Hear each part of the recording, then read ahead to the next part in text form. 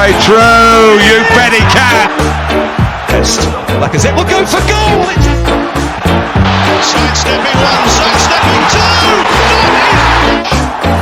Wonderfully taken by Pierre-Emerick Aubameyang.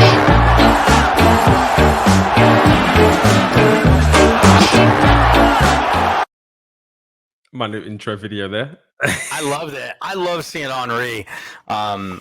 Just an absolute legend, and I think people overlook him quite often. Just seeing those goals, and then Aubameyang's celebration right in front of Henry to pay respects. Was brilliant. That was a great intro. Yeah, so it's a new intro that I've made that I'm using, and it contains goals that Arsenal scored against the Big Six clubs. So it's my favorite against the other 5 of the Big Six. Right. So yeah, I'm going to enjoy that because that will play every time. It should get on some people's nerves. Yeah, absolutely. So, I mean, while we're talking about Aubameyang, I didn't get to do a show last week after the North London derby. To be fair, it's probably a good thing I didn't, because there'd have been some real stick coming some people's way. Yeah, absolutely. Spurs fans. Yeah, I'd have been all over them. But I mean, it was a great performance. It really was. I have to say, it's probably not the worst I've seen Tottenham play, because I remember Tottenham when they were bad. But are you talking under Mourinho? I'm talking way before that. Oh, okay. They've had some really, really poor times. To the point where they weren't even, thought about by us Arsenal fans. But it was pretty bad. It was probably one of the worst games I've seen them play since the Pochettino era. I think it was. That's not a good game. They struggled under Coach. And for them, what was the score? 3-1, was it? 3-1, yeah. Yeah, 3-1. I mean, that's Arsenal handing Tottenham a beatdown. I mean, it was bad. It was bad. I mean, obviously, I loved it, and Right. I was just running around my house, and my daughter's looking at me like, "What's going on?" It was bad. We cut through them like they weren't even there. It's really funny actually. During the analysis on Sky Sports in the UK, they had I think it was Jamie Carragher maybe, and he's basically frozen the screen, and you've got like one centre mid's on the sideline, the other centre mid is like up in like a 10s position, and then the other centre mid is like wide on the other side, and Odegaard is standing in about 30 yards of space with no one near him, just ready to receive the ball and get running at the Tottenham back line. It was comical, actually comical. I don't know. It wasn't what I was expecting. I mean, I do worry for Spurs. When I say worry, not really, because I want their demise. Right, of course. But I just kind of feel like they've made a bad decision with their new coach. And it's funny because they'll probably say the same thing about Arsenal, Arteta being the wrong coach. But Arteta's, you can see there's a difference between Arteta and the previous coaches we've had. Right. So they've gone for something different. With Espirito Santo, to me, he's the same as Mourinho. There isn't much difference between them. And that would make me nervous if I was a Spurs fan. Yeah, bringing in change for the Spurs is needed. And stylistically, it's important for them to change. I don't think their players are playing right now for that type of roster, they can compete with the best teams in the world consistently, in my opinion. I mean, they have got some good players, and we've seen it because, like, under Pochettino, they were very good. You know, as much as it pains me to say it, they were good. They played on the front foot. They had a really good high press going. You know, I mean, I can remember watching games hoping they'd lose, but feeling like they're always going to score at least 2 goals. Right. So the other team's going to have to blow them out of the water early and try to, and maintain that level of performance for the game in order to get anything out of the game. Whereas now I'm looking at their games and thinking, wow, like, if Spurs don't score like soon, they're going to be in trouble. And it happened again this week. This week they played against Villa. They managed to win the game, but they scored, and then they kind of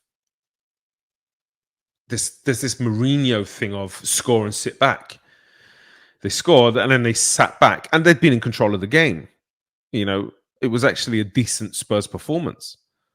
They'd been in control of the game, and then they sat back after scoring and allowed Villa to come back into it, and then Villa scored. And it's just like, I revel in it. I enjoy it. I like to see them struggling. I'm wondering, a few bad results. I mean, this Villa result for them yesterday was a good result for us as Arsenal fans, because it means it kind of papers over the cracks a little bit. They've got, like you say, they've got a squad of players. They've got some weaknesses in their squad for sure. Right. I'm not thoroughly convinced by Romero at the back. I think he's got a bit of a mistake in him. He seems a bit rash at the moment. That might just be because he's not up to speed of the Premier League. Then Oliver Skip in the middle, I'm not sure about. He seems to have a steadying effect on the team, and him and Højbjerg maybe sitting next to each other could be a way of strengthening their kind of the spine of their team a little bit. So I'm interested to see how that goes. And Ndombele should be a world beater. For some reason, he's not. You got Son, who is one of the best players in the Premier League. Kane, who again usually is one of the best players in the Premier League. God knows what's happened to him. Well, we all know what's happened to him. Man City, your boys have got in his head, turned his head, and now he's looking to have a really, really poor half of the season so he can get that move to Manchester in January. And then Dele Alli, he's shown flashes that he's a decent player, but I've always had my suspicions about him, to be honest. It's just consistency, Dele. Right? Like, he has, like you said, the moments that he's shown, he's fantastic. But then he drifts. Then he doesn't show up. Yeah, it's very strange to me because, like, I feel like he has his best performances for England. I mean, he hasn't been near the England squad for a while, but he had his best performances for England. In Europe, in the Europa League, he was pretty good. But as you say, he would drift in and out. Right. And then in the Premier League, I just didn't fancy him, to be honest. I just feel like he's way too inconsistent. And then he'll come up with an absolute worldie or something, Right. do something, a piece of skill or something. And when he's on it, he can be a really, really, really top player. But when he's not, which is all too often, he really does damage the team. It's so strange to see. I can't think of anybody that is like that in world football. anybody that kind of really kind of looks like when they're not on song, their team's carrying that, carrying that player. Right. It's quite funny. Long may it continue, is what I say. As long as Tottenham has their demise, we're happy. Absolutely. So, we did a good job against Spurs. We demolished them within sort of the first half hour of the game. Some really, really great team goals, cut through them like a hot knife through butter.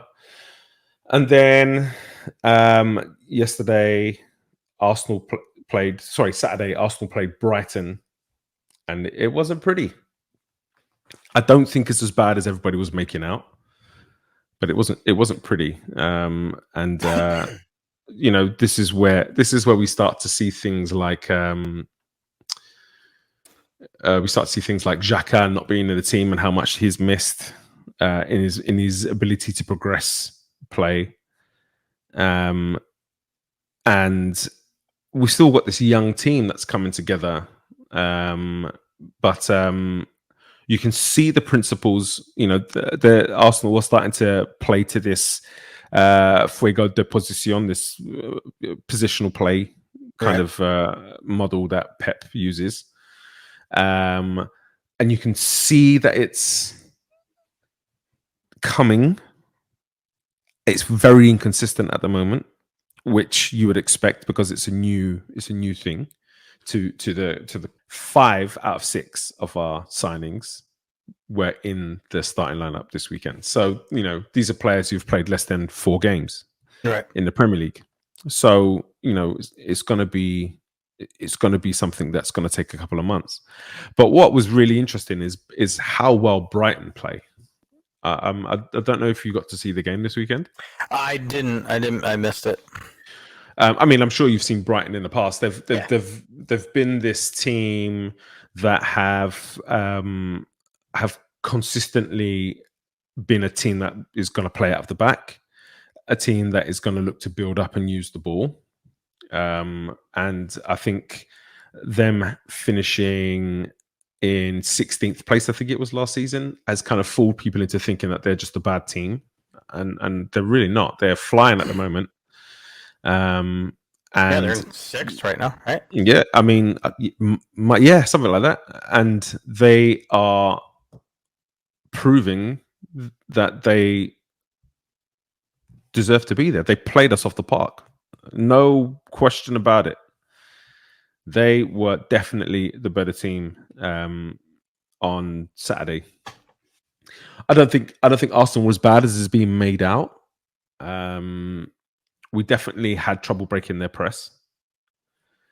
And it seemed like the tactic for the game was, right, we can't break the press. It's too well organized. So we'll either go longer and see if we can win the second ball. And Arsenal did early in the game, the first kind of 20 minutes, 25 minutes. We did a really good job of going longer into Aubameyang. But then whether Aubameyang won it or not, we'd pick up the second ball and get running at the back line.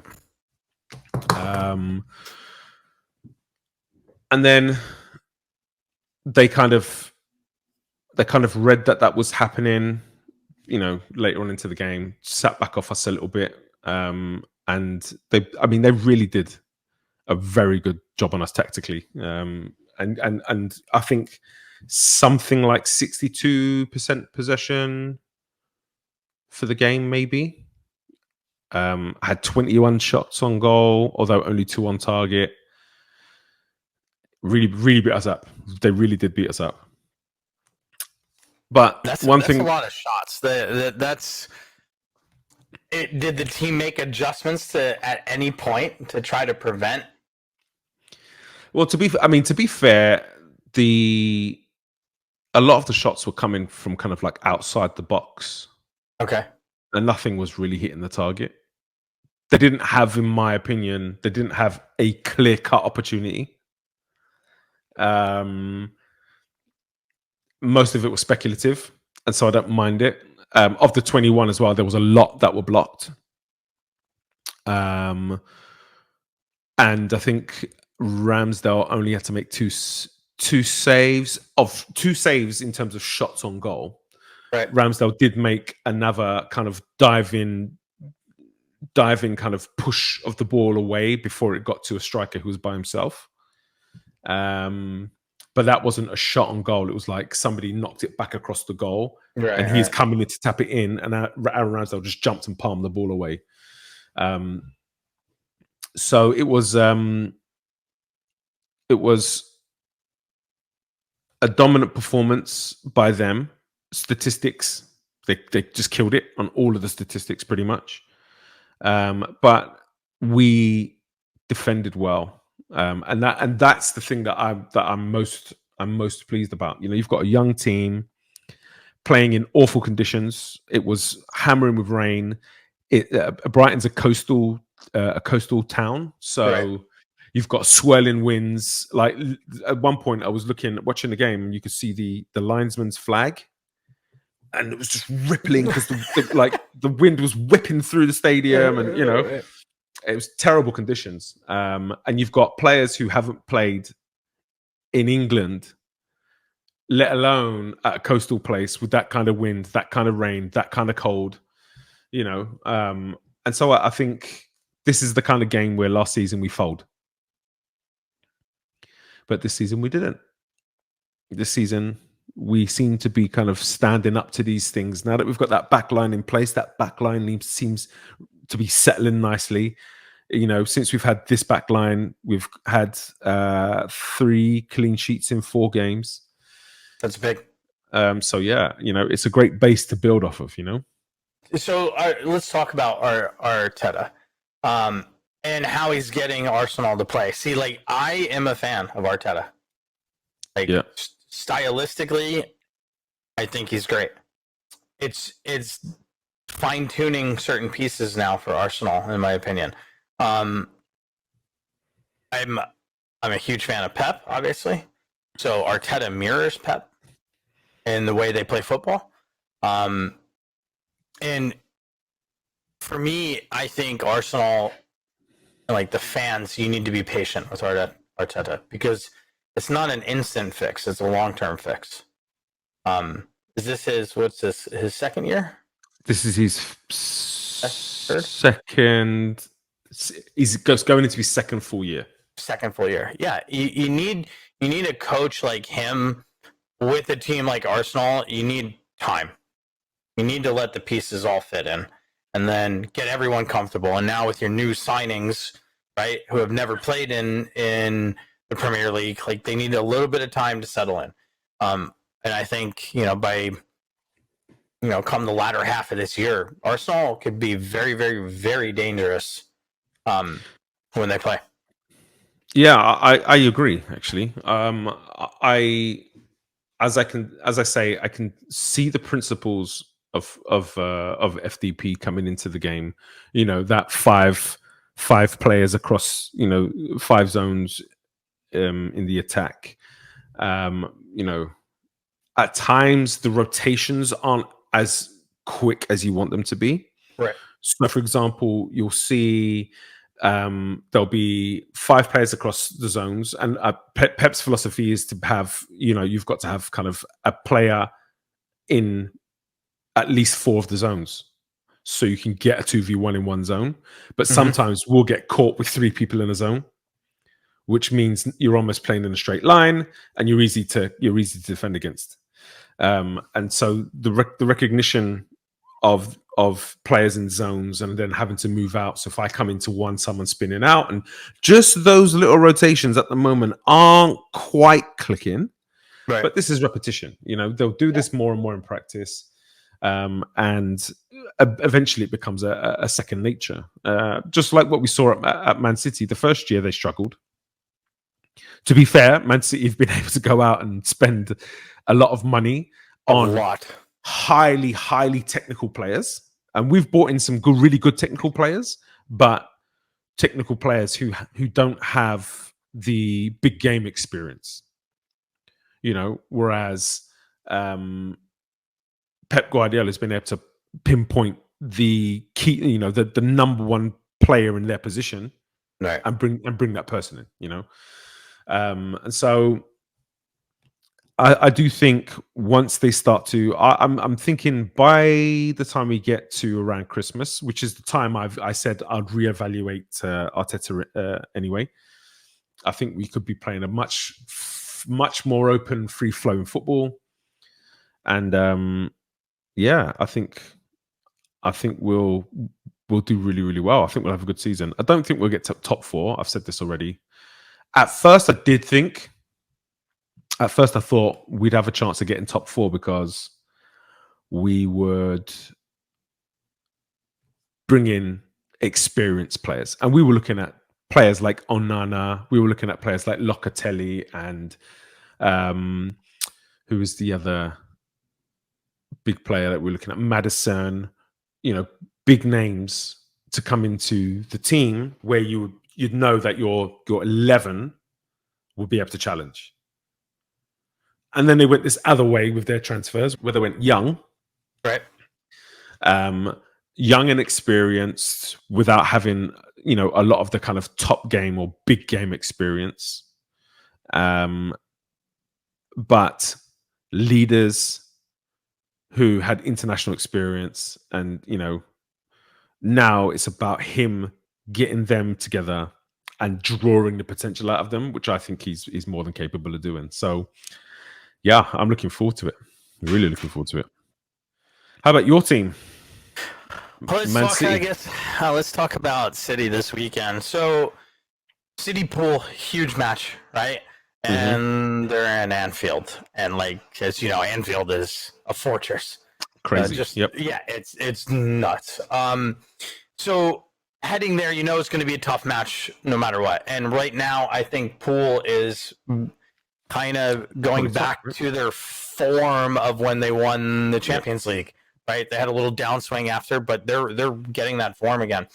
And so we go into the match, and Pool was really good the first 10 minutes. City were not keeping their traditional possession, not controlling the tempo of the game, a little bit sloppy. And Pool, I think, had a couple good chances. Nothing that was scary, but they had some chances, I should say. And then City started to turn around and play.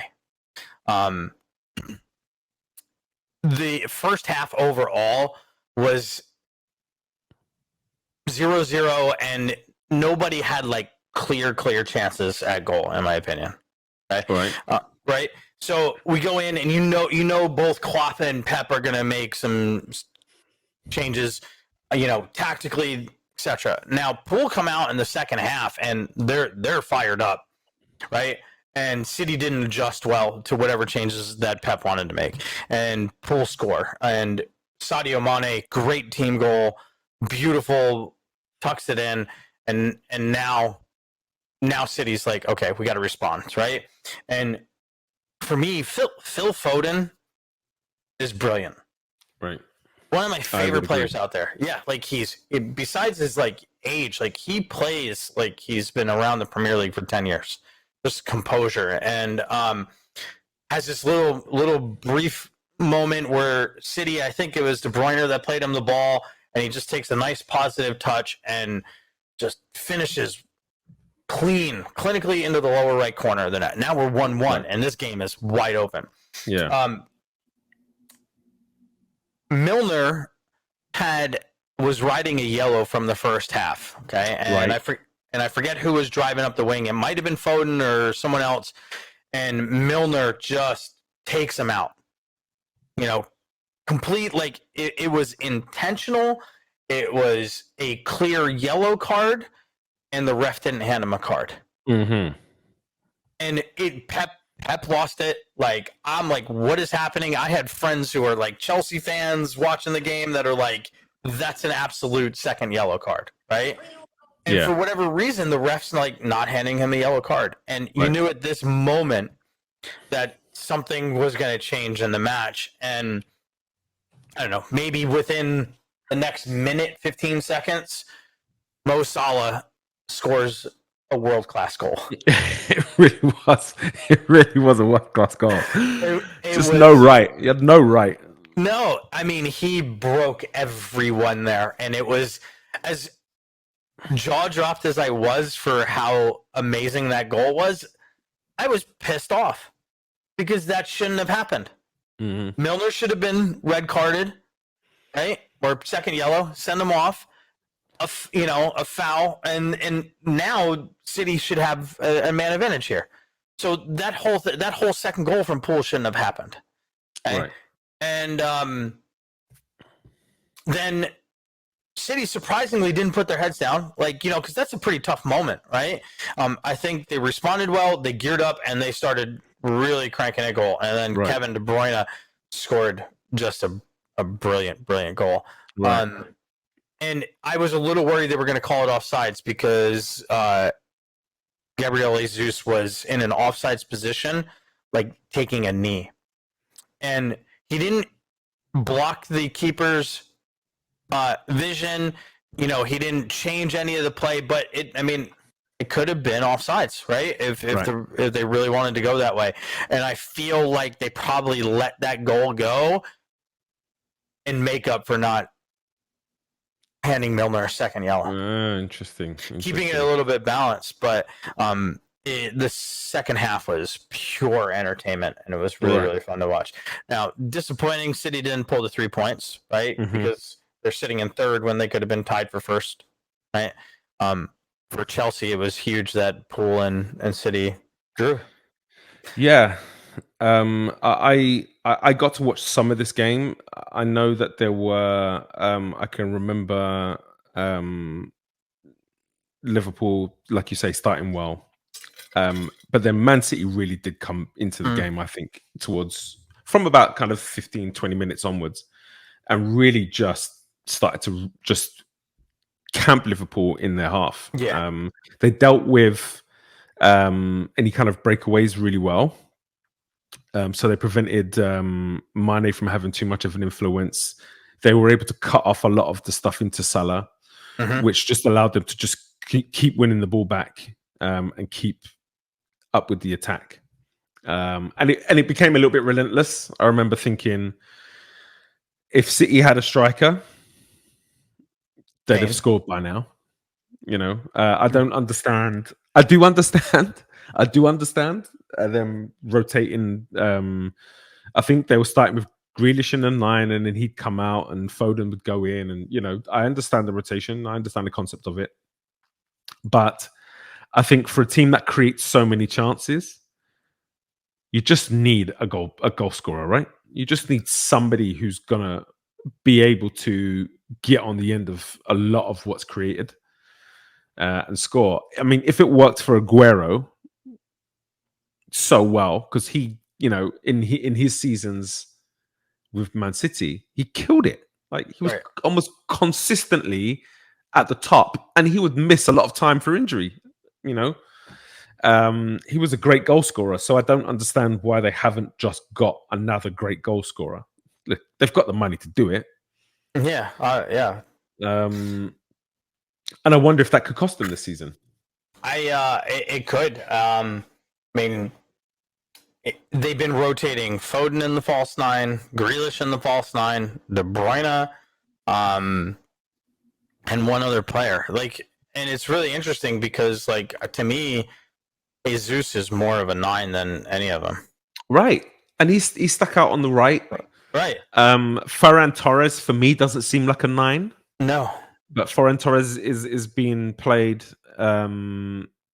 everywhere, pretty much everywhere but the 9. Ferran Torres does play as the 9. He does play as the false 9 sometimes, but I don't think he's well suited to it, and he's inconsistent in terms of his whether he's in the team or not.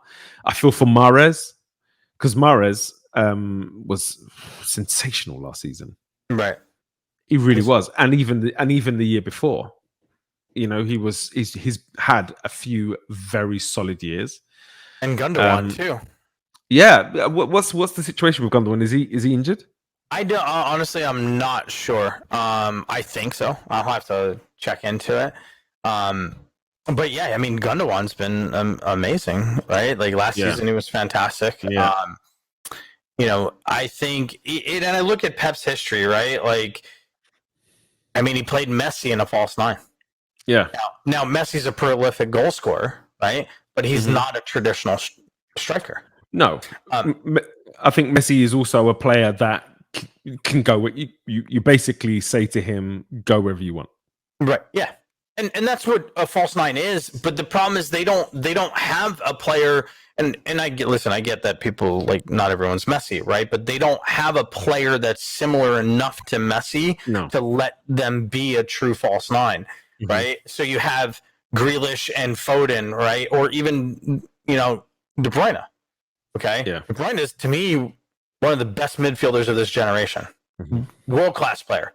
But even having someone like him, he's going to look to drop in and play, and you never feel like he's like a threat in behind. Where, like, you had Messi during that Barcelona era, he was dangerous when he dropped, and you were scared that he was getting in behind too. And I think that's what they're missing. So, like, they need more of a traditional 9, I think, for their team. Yeah. Do you think they'll buy one? I mean, Kane, right? Like, I mean, I think they need a player like Kane.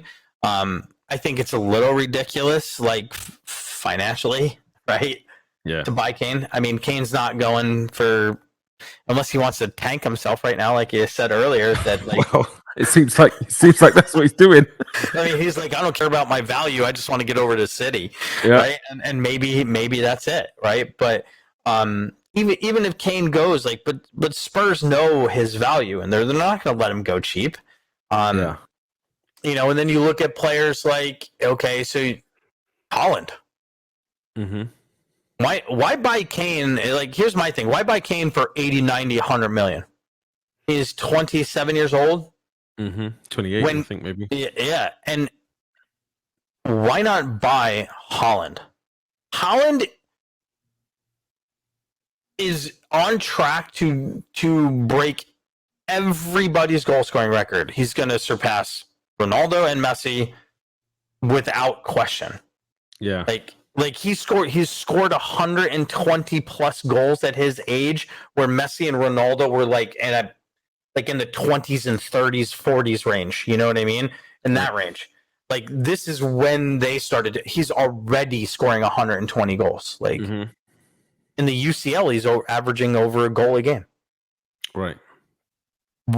I would rather spend 100 million on Haaland than Kane. Well, the interesting thing about Haaland is that he has the clause in his contract where next year the release clause drops to 78 million or something. So I think the reason people haven't pulled the trigger on him this year is because this year it's going to cost you close to 200 million. Right. Next year it's even less than half that. Right. And so he's definitely going to move where it's to, because you're always going to have the pull of Barcelona, the pull of Real Madrid, PSG, the big money clubs, Juventus, and then you include the Premier League clubs, Man City, Manchester United seem to spend money for fun at the moment. But they just bought an overpaid, or a 9 that's 36 years old and overpaid. Ooh, he's gone there. He's gone there. Overpaid, overaged, overpriced, overrated. Overrated. Oh my goodness! Don't get me started on that. But why did you? I mean, that's just dumb business out of United. Yeah, I can understand it from the point of view of he's a former player coming back. It's almost like prodigal son returning. Yeah. And so I get it from that point of view. I do think the expectation that's been put on him is farcical, quite ridiculous. Yeah. He was never. I mean, he was never going to play every game. No. And so you're. I mean, what's the plan? Are you planning on him playing Champions League games and then not playing in some of the league games because you want to preserve him? As they should. Yeah, and that Right? would make sense. That would make sense. But when he's on the pitch, they lose to young boys in the Champions League. Right. I said it. You Yeah, know? and they lost to Villa. Yeah, right. You know, It's frustrating that United did that. And like here, I'm gonna say this bluntly to the United fans. You call him a legend at your club and he hasn't scored 100 goals for United. Yeah, he left pretty early. And cheers, but like, he's a Real Madrid legend. I'll give. Yeah, this is actually a funny one for me as well because the way I see it. I mean, I just saw it the other day. Someone was like, list the top 3 attackers in Premier League history, and they said Henry, Ronaldo, and Salah. I'm like, whoa. Bring that back. What do you mean by attacker, first of all? Right. Are you just talking about somebody who can run with the ball? Because if you are, Hazard was there for longer and had much more of an impact on Chelsea. Yes. Salah absolutely should be in that discussion. But then you've got Henry absolutely should be in that discussion. But then there's players like Bergkamp who was able to just magic out of thin air. Then you got, other players who were, so important in their team's ability to create opportunities to score. Wayne Rooney. Wayne Rooney. If you're talking goal scorers, how are you not mentioning Alan Shearer? And so for me, Ronaldo wasn't in the Premier League long enough to become a legend, to be called a legend of the Premier League. I think you can't argue with him being a legend of the game. Correct. Unquestionable. And anybody that kind of questions that is probably losing their sanity. But he, as a Liga legend. La Liga legend. Listen, you've got to put him up there. I'm not gonna go right back to the Di Stefano days because I don't remember that. I wasn't alive at that point. But I remember the Raul. I remember Ronaldinho. I remember, Ronaldo from Brazil. Yeah, right. Some of these players that, I mean, even Ronaldo from Brazil, was he? I'm not even sure if he was there that long. But for me, not just goal scorers, but you're looking at players like Puyol and Piqué and players Iniesta. who were in the league for a long time. Iniesta, Xavi, even Busquets is still playing, but he's still a legend of the league. Yeah. Because of what he was able to achieve over such a long period of dominance. Yeah. I don't know. For me, I think Ronaldo gets that label because he had a tremendous season before leaving. Yes. He scored way more goals than we've probably seen in the Premier League. I think he was close to 40 goals for that season. And which is high in the Prem, right? Which is high in the Prem, but that's not just Premier League goals. That's just goals. Right. And I think we've seen Henry have, I remember, a 33 goal season. And I think that came into the double figures for assists as well. The difference was, I don't think Ronaldo is a player who has had 3 20-plus goal a season Premier League seasons. Yeah, correct. So for me, how can you call him a legend of the Premier League? Kane's more of a legend of the Premier League because Kane's done it consistently for 5 or 6 years. Right. I'm not even sure Ronaldo was really there for that long. Yeah. No, I know, and I just completely derailed our conversation here. Yeah, no. This is good. Take it into all whatever direction. I enjoy it. I enjoy it. I'm just looking up the Ronaldo stats, so you can carry on while I'm looking. So back to City needing a traditional 9, and to me, like, I think Mbappe is going to Madrid, right? So he's not a viable option. Okay. Yeah. and it goes back to Haaland. Okay, that's your number one. I mean, truthfully, Madrid should fight for Haaland over Mbappe if they want a pure goal scorer.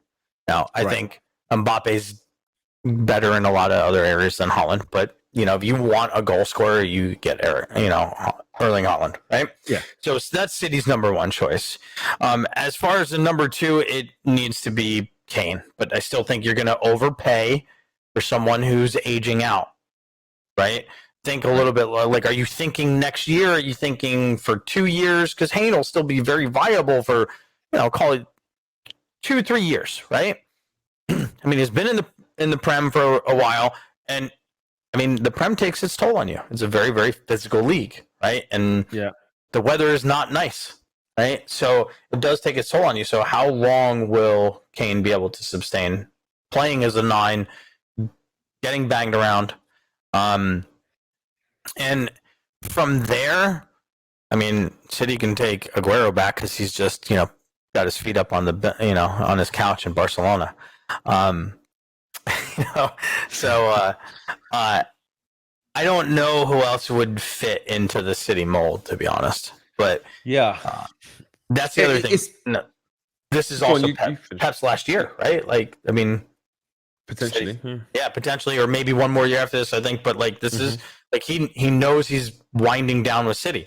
So the way Pep plays, the way he has the team play, that all is going to get changed with the new manager. So maybe a new manager looks at this City lineup and says, well, we don't want Haaland and we don't want Kane, right? Who else fits his direction?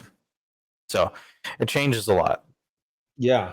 I the argument for who should play for City is always an interesting one, because you kind of feel about Pep Guardiola that he's so specific and detail oriented. Whoever went there, he'd have them scoring goals. Yes. So he can pretty much choose whoever he wants. I think he would rather find someone that is, quote unquote, the finished article, but he could quite easily take someone who is younger and inexperienced in terms of the number of appearances, let's say, and just make them just a phenomenon. So going back to the Ronaldo record, we were saying in the Premier League, he was there from 2003 to 2009, so 6 years, six seasons, and he scored consecutively 4 Premier League goals, 5 Premier League goals, 9 Premier League goals, 17 Premier League goals, 31 and 18. So he's had one season where he scored over 20 league goals. The thing that makes him so kind of highly spoken of in the Premier League is in his penultimate season, he scored 42 goals overall in all competitions in that season in 49 games, which is outrageous. By any standard, that is an outrageous record. Right. And that was the one where he scored 31 league goals. But other than that, he wasn't a consistent 20 goal a season. And people will have the argument that he's not a 9. He was playing from a wide area when he was scoring these goals. And yeah, it's a valid argument. The fact of the matter is, though, he never did what so many strikers have done. You could easily argue that Henry wasn't a 9, because Henry almost exclusively played off the left. Yeah, he was an 11. And he would come in on the right and finish. Very rarely would you see him running through the middle or occupying the middle space. So it's it's one I struggle with, I have to say. Legend of the game, absolutely, no question. Yeah, of course. Premier League, not for me. Yeah. I agree. He's a La Liga legend. I mean, he scored astronomical numbers in La Liga. His La Liga record. Do you want me to read it out? Yeah. It's ridiculous. 311 league goals in 292 games. Yeah, it's ridiculous. He averaged over a goal a game. It is actually insane. I'm looking through it now. I'm just looking at the number of seasons he had where he scored more goals than games he played in. You know, Yeah. It's pretty scary. Mhm. His Serie A record wasn't too bad either. I have to say, His first season was slow. Then he got going. Yeah, but his first season was 21 league goals in 31 league games, which again is not bad. It started slow, but like then it picked up. Like he started scoring towards like that. Like after like the first couple months, I think the adjustment period hit, and then he started scoring. No, he's a. To me, like this is a whole like other debate conversation, but Ronaldo is to me one of the best finishers we've seen to date. Like pure finishing. People because they know me. They're like, Johnny, you just hate Ronaldo. No, I don't hate him. But I will tell you wholeheartedly, he's not the best player in the world. Not in the top 5 for me. But he is. Yeah, but potentially one of the greatest finishers we've ever seen. Yeah, do I struggle with this? No, I would say I agree. One of the best goal scorers we've seen. Yeah. Natural finisher, I'm not sure. Correct. Yeah. I've seen some natural goal scorers that just don't even need to know where they are. The ball falls at them in the box, and they just manage to find the corner with it. Yeah. And I think the thing about Ronaldo is the sickening drive and work ethic and effort that he puts into his game, which is what's got him to that point where he's just able to just do it because the muscle memory, everything has just been so consistently worked on to such a high level that just he's right up there. Yeah. I'm not sure that I'd say he's the best finisher I've seen in terms of natural finishing, but he's definitely one of the best goal scorers. I mean, there's no arguing that. That's for sure. Yeah, well, he takes a lot of shots. That's his relentlessness. He wants to score goals. Yes, every game. Yes, he does. There's not a second Ronaldo's on the pitch that he doesn't want to score a goal. And if you look at his conversion rates, they're mediocre compared to what you and I would think a natural finisher is, right? Like someone who takes less frequent shots but scores consistently. Ronaldo doesn't care about that. He wants to put it in the back of the net, and if you give him 3 feet of space, he's going to shoot. Yep, that's his mentality. Yep. Sometimes to the detriment, I have to say. Yeah, I agree. Speaking of goal scorers, Lukaku. I like Lukaku. He's not having the best of times at the moment. There's no doubt he's contributing.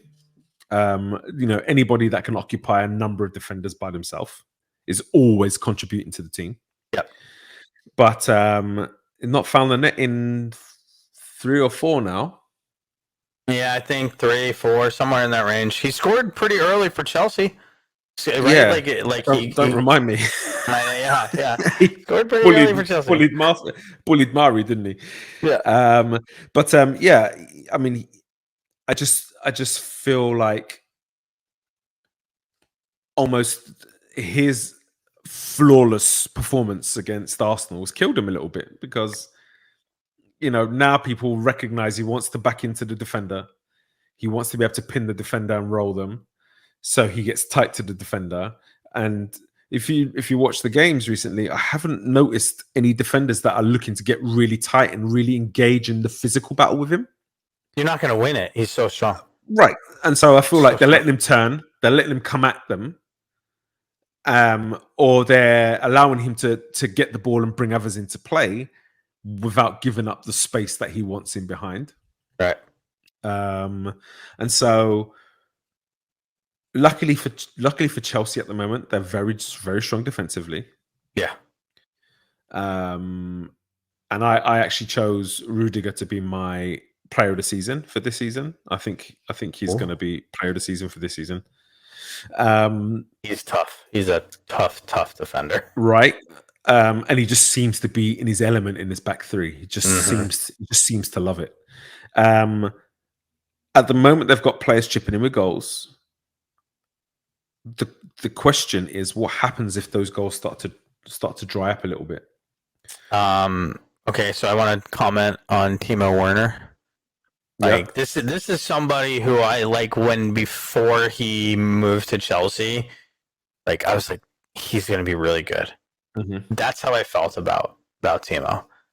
And then he's been MIA since he showed up to Chelsea. Yeah. In my opinion. Right? Like, I mean, is he doing the work? Like, is he really trying? Yes. But this guy has missed sitters over and over and over again. Yeah, and not only for Chelsea, for Germany as well. Yeah. Since he's gone to Chelsea, like, yeah, it's been Germany, it's been Chelsea. Now, I'll be honest, if he finds his goal scoring form, watch out, because he seems to be in the right positions at the right time, right?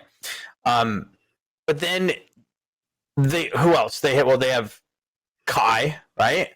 Mm-hmm. Who, I mean, he seems to find the back of the net, but it's not super consistent. They have Lukaku, and I think Lukaku, like, he may be, on a little bit of a down slope right at this moment, but when he finds his form again, he's gonna be a goal scorer. And he doesn't adjust well though. Like, so what you talked about, how he loves to hold up players, loves to turn on them. And you're not winning the physical battle against Lukaku. He's excellent at rolling and then pulling shots, right? If you let him turn at you, he's not ultra dangerous. Okay. Mm-hmm. And then who else? Well, for me, Mason Mount is excellent, like, on the pitch, but he's not like a goal scorer. He's not going to be someone that's going to bang in an additional 10, 12 goals a year, right? Right. So where are they going to find finishing from? Yeah, and this is not only that, they're playing a very rigid system that creates chances, but isn't necessarily creative, if that makes sense. Right. Which is quite strange because they play with the two kind of inside forwards, the two kind of 10s that ripped us apart so badly. I just feel like their setup allows them to dominate possession. Their setup allows them to prevent against transitions. I feel like they'll struggle when they play against teams that sit in against them. Yeah. Or with teams that are happy to go longer into the wide space, especially on their left-hand side, because Rudiger plays on the right. Putting anyone into a 1v1 against Rudiger, just I don't see how many people will win that. Is he the best defender in the Prem right now? It's hard to question against it, I think. Yeah. I mean, him and Diaz, you could have a really good discussion about. I know someone it's not, and that is Varane. Varane is a nightmare, in my opinion. Good money United too. Yeah, right. Him and Maguire, I don't think is a bad backline. I don't think is a good backline at all. Yeah, let him play. Because there's not a team happier or that makes me happier losing than United and Madrid. Right. Those two. They can lose all day long. Suffer. Yeah. Suffer. Yeah, for sure. And I mean, he doesn't seem like he's catching up with the speed of the game. Mm-mm. I said this to Simon a couple of weeks back. For a centre back, the thing that puzzles me about Varane is how often he loses the ball in flight. and all of a sudden he's swiping at this ball and totally misses it. Right. And then someone runs in behind him. But then also how often he loses the player he's marking. You're standing next to him, fella. He's right there. And all of a sudden, the player goes across him, and he just doesn't seem to be aware. And I just think the speed of the game in the Premier League, he's on a real steep learning curve. Because if he doesn't start picking that up and picking those, being able to close those things out, he's going to have a problem. So I want to ask you a couple questions. Sure. When we did the first episode, we did some predictions. So I'm going to ask you for your predictions too. Okay. So who is going to be your top 4 in the Premier League in order? In order. Pool City, Chelsea. Ooh.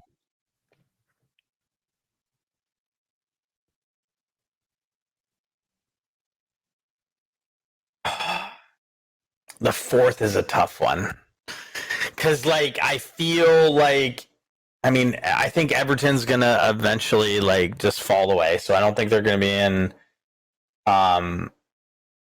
competition. United's very good about barely staying in.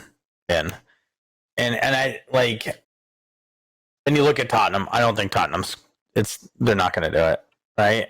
I don't think Arsenal's either going to do it as well. So it's probably, I think, safest to say that it belongs to United in 4th. Okay, so Liverpool, City, Chelsea, and then United in 4th? Yeah, United in 4th. I think that's quite similar to mine. Yeah. I went with City to win it, Chelsea 2nd, Liverpool, and then United. So who is going to be your 5th, 6th, and 7th place? The other European spots? Brighton. I think Brighton, if they stay in form, right? I think, and I don't know. I can't say this is going to be. They're going to be in 5th, right? This is tougher for me to pin down. So, I think in 5th, 6th, and 7th, it's going in no particular order. I think we'll see Brighton, Tottenham, and I think Arsenal. Okay, I'm going to hold your feet to the fire. I want it in order. Oh, you all. Okay. I'm going to say Brighton, Arsenal, Tottenham. Okay. I think Arsenal figure things out. Okay. I think Tottenham stay a mess. I think Brighton are a striker or a defender away from some problems. So we'll see. That'll be interesting. They're a nice side. I like watching them. The other question is, if they lose their manager, then what happens? Because any of the Leicester are not having a great time at the moment. No, so not. If the Leicester manager gets sacked, Potter could well be on his way there. Spurs aren't having the best of times. I know they won the other day, but there's problems. Yeah. Arsenal having spent as much money as they did, you'd expect they'll give Arteta time, but at the same time is money. So money talks. You never know what could happen.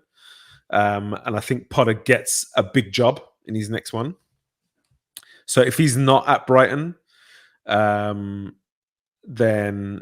Brighton definitely fall away. I don't think it's ingrained in the club enough to be able to maintain it. We could have a surprise from Brentford, though. No, I think they'll be found out quite quickly. Yeah, I know. I'm just I'm rooting for them. They're my dark horse that I'm rooting for because opening day, in that stadium, watching their Premier League debut. I became an instant fan. Yeah. Right. The fans, the environment, the way they played. You mean the way they were able to hold Leno's arms so that he couldn't move to score their second goal? you mean that? Yeah. So I just became an instant fan. You know what I mean? I loved it. I'm rooting for him, a dark horse, but if they, look, what are we, 7 games in out of the 36, right? They're showing really well, but there's still a lot of season left. Oh, for sure. So who gets relegated? Newcastle. Okay. I just threw that out there. I have a good friend who's a Newcastle fan, and but You mean you had a good friend who's a Newcastle fan? yeah. Oh, he knows. I call him all the day. I call him and I'm like, hey, so Newcastle getting relegated today? Like I give him a lot of crap. This season could be very, very for real though, right? For sure. Yep. So relegation, Norwich, let's look at it. I mean, they're -14 right now in goal difference. Like they're bleeding. It's early in the season to be -14. So Newcastle may fight their way out of it just because they do have a long history, right? Right. They could find their way out of it. So I'm going to say Norwich. Oh, do I see Burnley or like Leeds? Okay, I'm going to say Norwich, Leeds, and I'm going to go with Watford. Interesting. Well, they've just sacked their manager, haven't they? So yeah. If the next person coming in doesn't dovetail quickly, that could be catastrophic for them. I have a passionate dislike for Burnley. Burnley Rugby Club, as I call them. I really just nothing will make me happier to see them go down. I think I said Burnley. I think I said Newcastle, and I think I may have said Norwich too. So yeah, who do you think's top scorer? Oh, that's a real. I can tell you who it won't be. It will not be Harry Kane. No, it will not be Kane. It will not be anyone on Chelsea. I think right now, Mo Salah. Mo Salah would be a good shout, to be fair. He is flying right now. But Mane's not doing too badly either. No, Mane's not. I just think Mo Salah right now he's the best in the Premier League. Yes. You know who else it won't be? Ronaldo. I don't think so either. I actually, because Simon chose Ronaldo to be his player, his top scorer, and I just don't think in those games against the likes of Norwich, Burnley, Newcastle, Southampton, Watford, I don't think Ronaldo plays. No, and he shouldn't. He shouldn't play in that kind of game. Right. You've bought him to help you in the Champions League. There's no bones about it. You've bought him for that, and so that's what he's going to be used for. Yeah, and play the tough matches against the Chelseas, the Cities, and stuff like that. That maybe find a goal, keep you in the game, or something, right? So he shouldn't play those games. I think it's Mo Salah. Take away the goal he scored against City, he's flying, he's goal scoring, he's active again. He looks in form of Poole winning the UCL that same year. That's what he looks like. Now you add that City goal in, that ridiculous world-class goal. Yeah. To me, that was a moment where it reminded me of a Messi-esque goal, where he breaks 2-3 players and just finishes, know? And now he's feeling that, that's still in him. That's confidence. That's everything there. And Mane too. I mean, Mane scored that brilliant goal against City. I think it's going to be Salah for sure winning the Golden Boot. Okay. Mane is probably second, third. Okay. Who else could be there? I went for Aubameyang. I think Arsenal. Yeah. I think Arsenal will click, and he's our main goal threat, right? So, right. So last question: Champions League winner.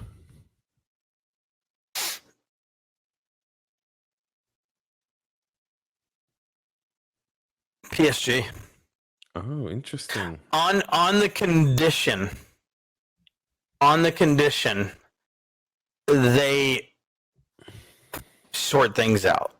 Because right now, they're not clicky. Like they're like with that roster, that personnel in that team, they're doing things on the field that I feel like is holding them back. And what I mean is they're taking too long to move the ball. Every player gets a first, second, third, fifth touch. They're missing opportunities, right? But if Poach can fix that, right? And with the integration of Messi to Neymar and Mbappe, if those front three dial in, I don't care if PSG give up 4 goals a game, they're scoring 6. Right. And I think that's going to be tough to handle. I mean, let's not forget the influence of the likes of Ramos. Yes. In the back line, and Donnarumma in goal. I mean, they've definitely got a squad built for it. Mm-hmm. The thing I think will be their downfall, the reason I didn't choose for them to win it, was I just think those personalities are going to be too difficult to handle. I think having to balance Messi, like people were making a joke the other day when Messi got substituted, that he basically called up the owner of the club and was like, bro, I didn't sign here to be subbed. And they've basically gone back to Poch and said, not again. I feel like there's that level of kind of power that the players have to the point that it could be destructive. They're not performing. If they're not performing, they're undroppable. So how do you manage that? That's the big question that I have. Right. They've got big egos, but they can't all play. The thing is like, so you look at the history with Neymar, Messi, and Suarez, right? Right. There was potential conflict there because, like, Messi was coming from a false 9 role, like, and Suarez is a traditional 9. And like, there's like this story that they were just like, the coach like was like, well, how are you going to handle this? And he's like, I don't know yet. And Messi and Suarez just had a conversation, and Messi was like, you play the 9, right? Yeah. Whatever the case may be. And now the situation with Mbappe is that Mbappe prefers coming out from wide, right?